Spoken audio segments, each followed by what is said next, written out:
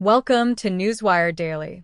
In Gaza, humanitarian agencies are warning of a deepening crisis as aid convoys struggle to deliver food to the northern part of the territory. Weeks after the guns fell, silent, the situation on the ground remains desperate. Entire neighborhoods have been flattened, supply routes are blocked, and thousands of families are now facing what the United Nations calls a catastrophic hunger emergency. The United Nations World Food Programme reports that about 560 tons of food have entered Gaza each day since the ceasefire began. Yet much of that aid is not reaching northern Gaza, where hunger and malnutrition are spreading fast among civilians trapped in shattered neighborhoods.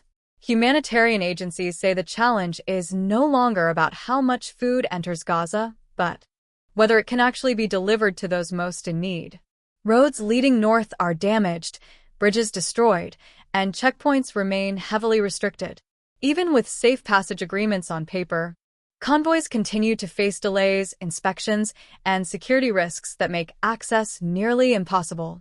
The main entry points, such as Erez and Zikim crossings, are still closed or partially blocked.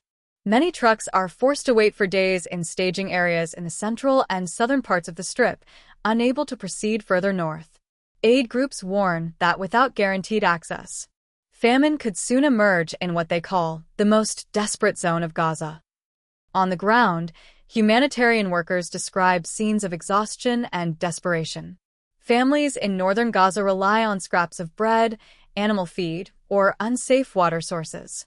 Hospitals struggle to maintain nutrition wards, and fuel shortages continue to paralyze bakeries and clinics. The United Nations and its partners have repeatedly called for full and unimpeded humanitarian access, urging all sides to honor commitments made under the truce. But progress remains slow. A WFP official said conditions are still critically difficult, despite an increase in shipments. Even small improvements, like repairing power lines or clearing debris, have been too limited to make a real difference. Humanitarian observers say the crisis has entered a dangerous phase. While the ceasefire has reduced the fighting, the humanitarian system is collapsing under logistical and political barriers. Every day of delay means more people go hungry, and the line between hunger and starvation becomes thinner. The situation highlights a grim paradox. Peace agreements can halt gunfire, but still fail to protect lives if aid cannot flow freely. Unless the current restrictions are eased and northern Gaza is fully reopened, the humanitarian crisis may soon overtake the ceasefire itself. Stay tuned to Newswire Daily for continuing coverage on Gaza's humanitarian crisis and global response efforts.